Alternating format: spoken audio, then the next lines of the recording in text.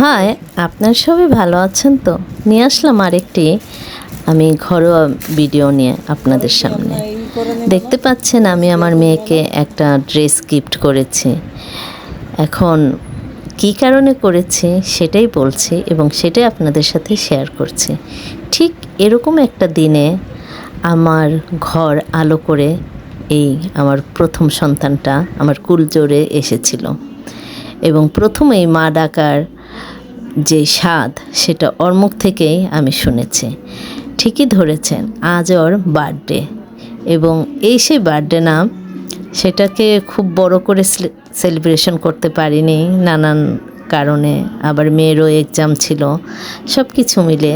কিন্তু টুকিটাকি করে ঘরোয়াভাবে আমি জাস্ট বার্থডেটা সেলিব্রেশন করেছি।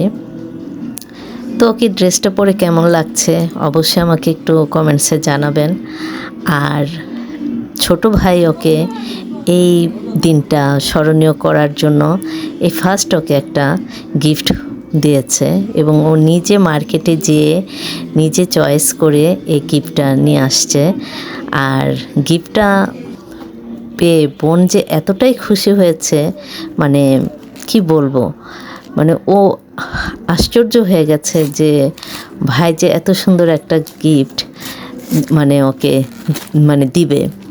তো প্রথমে এক্সাইটেড হয়ে গেছে, তারপর বারবার বলছে তুমি কেন এতটা টাকা খরচ করে আমাকে গিফটটা দিলে। গিফটটাও খুব সুন্দরই ছিল, মানে ওর দি ভাইয়ের খুবই পছন্দ হয়েছিল এবং ওর খুব শখ আমার ছেলের যে দি ভাইকে গিফটটা পরিয়ে দিবে। তো যথারীতি ওর দি ভাইকে গিফটটা মানে হারটাকে পরিয়ে দিচ্ছে এবং খুবই এনজয় করছে। আর মানে ওর দি ভাইও গিফটটা পেয়ে খুবই খুশি হয়েছে, মানে চেহারা দেখে বুঝতে পারছেন। তো যাই হোক, সবসময় জন্মদিন তো সাদামাটাভাবেই করা হয়ে থাকে এবং ছোটোবেলায় ওগুলো ভিডিওস করেছি। এরপর যখন একটু একটু করে বড় হচ্ছে তখন আর ওইভাবে করা হয়ে ওঠে না, নানান কাজের জন্য। তারপর লেখাপড়ারও একটু ক্ষতি হয়ে যায়, বুঝতেই পারেন, এর জন্য আর হয়ে ওঠে না। তো এবারেরটা একটু করা হয়েছে, বুঝতেই পারছেন কেন। আমার মেয়ে জাস্ট 18তে পা দিল, অষ্টাদশে। তো এর জন্য একটু মানে স্মরণীয় করে রাখার জন্য আর কি ভিডিওটা করা। এর আগে আমি ভিডিও করে আপনাদের সামনে তুলে ধরেছি, কিন্তু এবার একটা অন্যরকম ফিলিংস। এবং মেয়ে দেখতে দেখতে এতটা বড় হয়ে গেল, বুঝে উঠতে পারলাম না। মনে হয় এই তো সেদিন ওর মানে জন্ম হয়েছে এবং আমি আমার পৃথিবীর যেই কি বলবো মধুর ডাক, মা ডাক শোনার মানে স্বাদ গ্রহণ করেছি এবং ওর মুখ থেকে ফার্স্ট মা ডাক শুনেছি।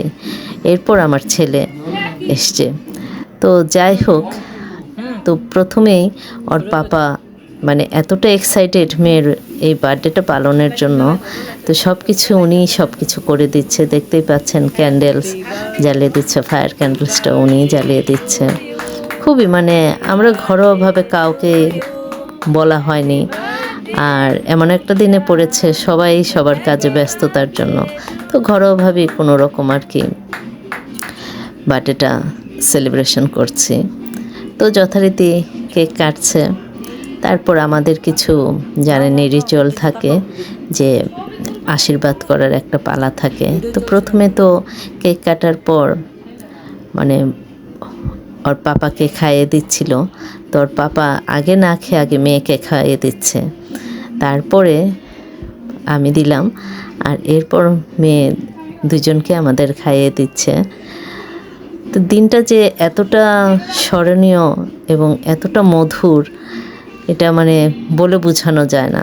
বাচ্চাদের এই জাতীয় মানে জন্মদিনগুলো পালন করতে পারলে খুবই ভালো লাগে, আর বড় করে করতে পারলে তো বেশি ভালো লাগে, কিন্তু ঘরোয়াভাবে করলেও মানে ভালোই লাগে।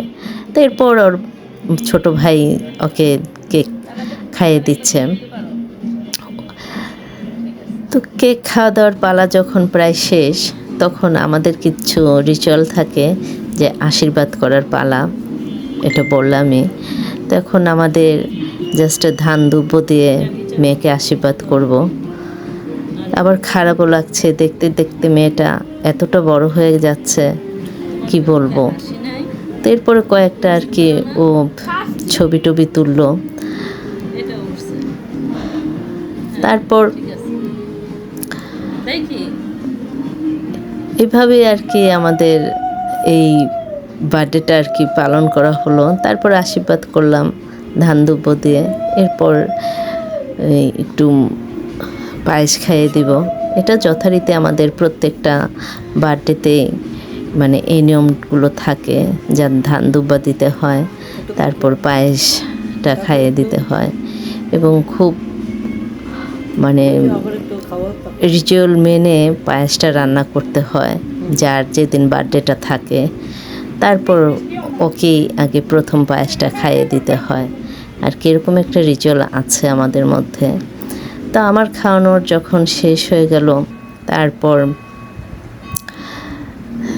সাধারণত ওরকমভাবে কোনো গিফট দেয়নি, জাস্ট ঘরোয়াভাবে যেরকম আর কি একটু গিফট দিলাম। তারপর আশীর্বাদ যখন আমার হয়ে গেল, তখন ওর পাপা তার মেয়েকে আশীর্বাদ করছে এবং সাথে পায়েসও খাইয়ে দিচ্ছে। তো সব কিছু ধান দুব্বা দেওয়া হলো, ধান দুব্বার পর পায়েস খাইয়ে দিবে।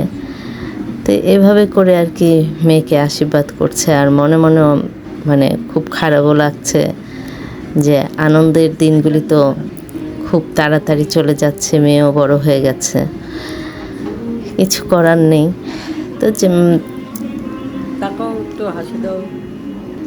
এরপর ভাই এসে ওকে মানে পায়েসটা খাইয়ে দিবে। ও তো আর আশীর্বাদ করবে না, জাস্ট যেহেতু ছোট ভাই, তো ওকে পায়েসটাই খাইয়ে দিচ্ছিল।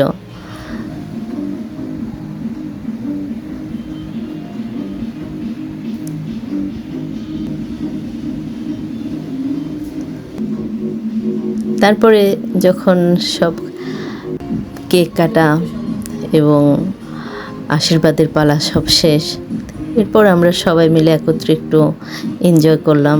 ঘরোয়াভাবে তো ঘরে ঘরে চারজন মিলেই আর কি জাস্ট কেক খাওয়াই করলাম, একে অপরকে খাইয়ে দিলাম, এই আর কি। কারণ কাউকে তো আর ওইভাবে করে বলা হয়নি, তাই আমরা নিজেদের মধ্যেই খুব আনন্দ একটু টুকিটাকিভাবে করে নিলাম।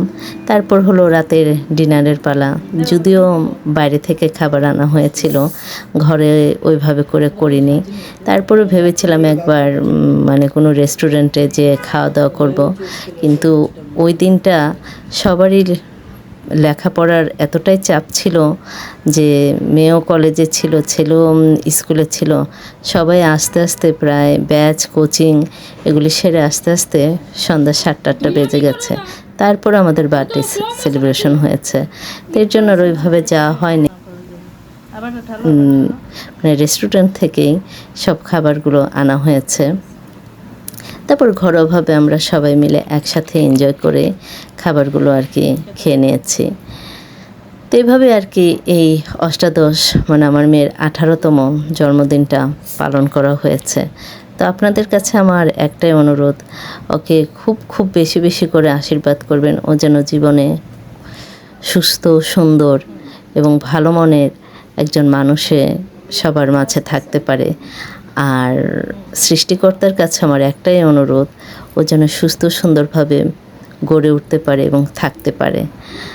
তো এই ছিল আজকের আমার এই ভিডিও কিংবা ব্লগটুকু। কেমন লাগলো সবাই আমাকে একটু কমেন্টস কিংবা শেয়ারের মাধ্যমে জানাবেন। আর পারলে লাইক কমেন্ট শেয়ার করে ফ্রেন্ডস ও ফ্যামিলির মাঝে এটাকে ছড়িয়ে দিবেন, যেন সবাই দেখতে পারে এবং আমার পাশে একটু থাকবেন, এই অনুরোধটুকু আপনাদের কাছে রইল। তা আজ এই পর্যন্তই রাখি। সবাই ভালো থাকবেন, সুস্থ থাকবেন এবং যে যেখানে থাকবেন নিজের প্রতি খেয়াল রাখবেন। ওকে, বাই।